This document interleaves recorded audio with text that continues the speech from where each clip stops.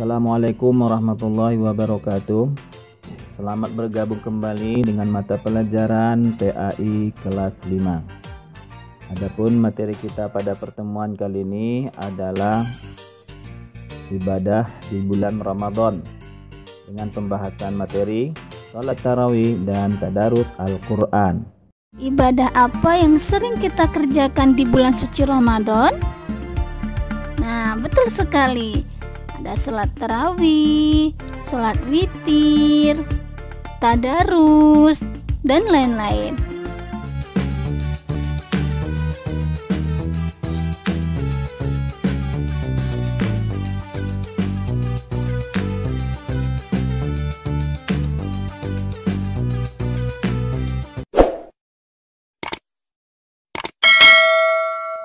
Nah, pada kesempatan kali ini kita akan bahas tentang ibadah sholat tarawih. Nah, apa itu sholat tarawih? Tarawih atau tarwih ini adalah sholat sunnah yang dilakukan khusus hanya pada bulan Ramadan. Jadi sholat tarawih itu termasuk sholat sunnah ya, dan hanya dilaksanakan pada malam hari setelah sholat isya di bulan Ramadan. Nah, kata tarawih sendiri secara bahasa ini maksudnya adalah waktu sesaat untuk istirahat. Jadi tarawih itu maksudnya adalah istirahat, jadi istirahat ya. Jadi dalam pelaksanaannya sholat tarawih itu diharapkan tidak tergesa-gesa, tetapi santai ya, seperti orang yang sedang istirahat. Pengertian sholat tarawih. Kata tarawih berasal dari bahasa Arab yaitu roha atau tarawihu yang artinya istirahat. Sedangkan menurut istilah, tarawih artinya sholat sunnah yang dikerjakan pada malam hari setelah sholat isya sampai menjelang fajar pada bulan Ramadan. Bagaimana hukum sholat tarawih?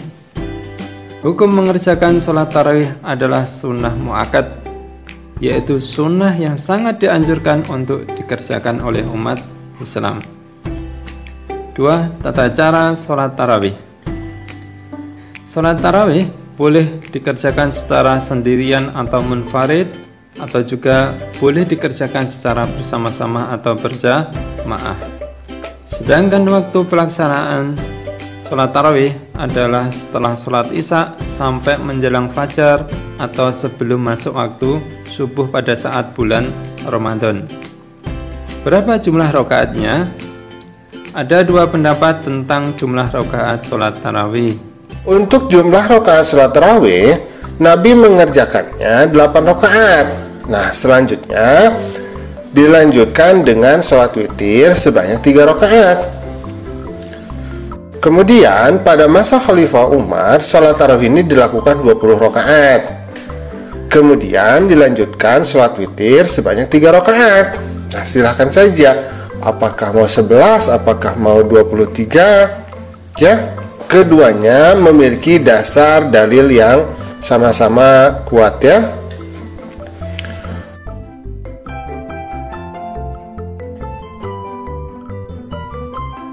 Nah, kemudian Nabi ini melaksanakan sholat tarawih selama 3 hari di Masjid Nabawi.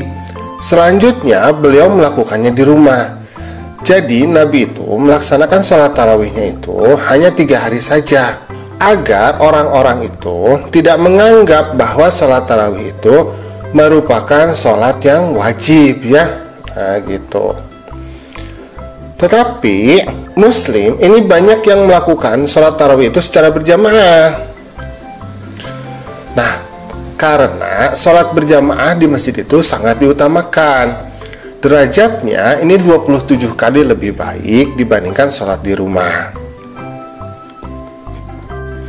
Nah, kita juga bisa mengisi kegiatan tarawih di masjid dengan ceramah, kemudian berdoa ya, kemudian dengan membaca Al-Quran.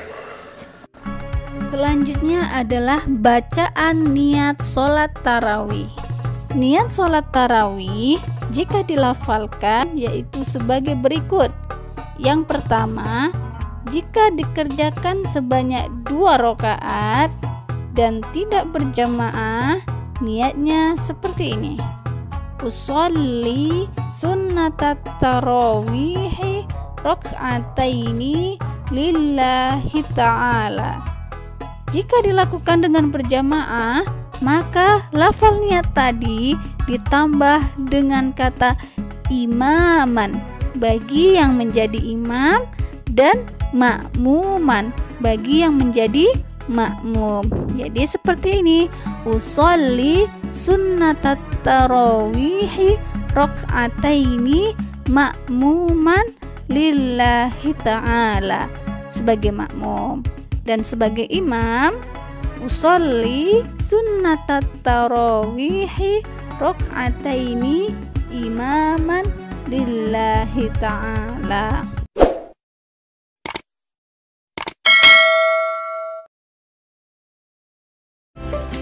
Apa itu sholat witir? Ya, sholat witir adalah sholat penutup dan biasanya rakaatnya ganjil. Bisa 1 rakaat, 3 rakaat, 5 rakaat, 7 rakaat atau 9 rakaat. 3. Keutamaan sholat tarawih. Apa saja keutamaan sholat tarawih itu? Keutamaan sholat tarawih diantaranya 1. Diampuni dosa-dosanya.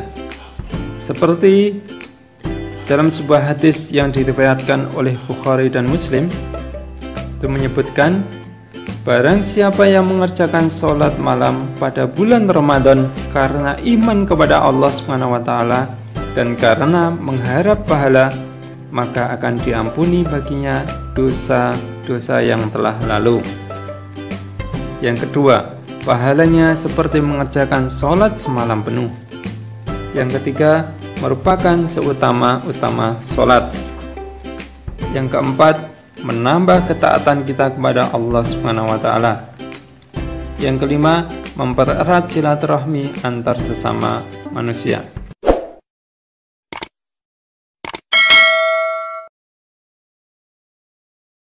Baik, pembahasan selanjutnya adalah tentang tadarus Al-Quran yang meliputi 1. Pengertian tadarus Al-Quran. Yang kedua, tata cara tadarus Al-Quran.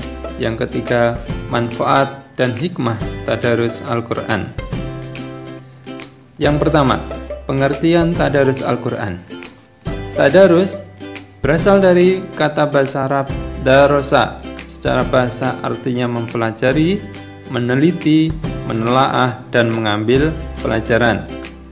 Sedangkan menurut istilah, tadarus artinya mempelajari Al-Quran atau membaca Al-Quran dengan baik dan benar. Bagaimana hukum dari tadarus Al-Quran? Hukum dari tadarus Al-Quran adalah sunnah. Yang kedua, tata cara tadarus Al-Quran.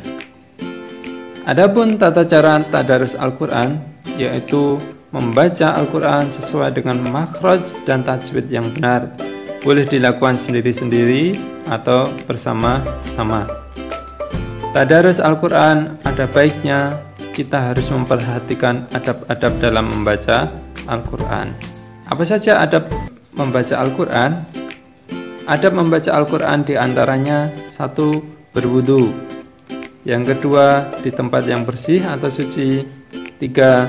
Berbusana bersih dan menutup aurat. Yang keempat, menghadap kiblat. Yang kelima, diawali dengan ta'awudz, a'udzubillahi minasyaitonirrajim. Yang keenam, membaca basmalah. Yang ketujuh, membaca dengan suara nyaring dan memperhatikan tajwidnya. 8. Memahami arti bacaan Al-Quran. Yang kesembilan, mengucapkan hamdalah dan tasdik shadaqallahul azim. 3.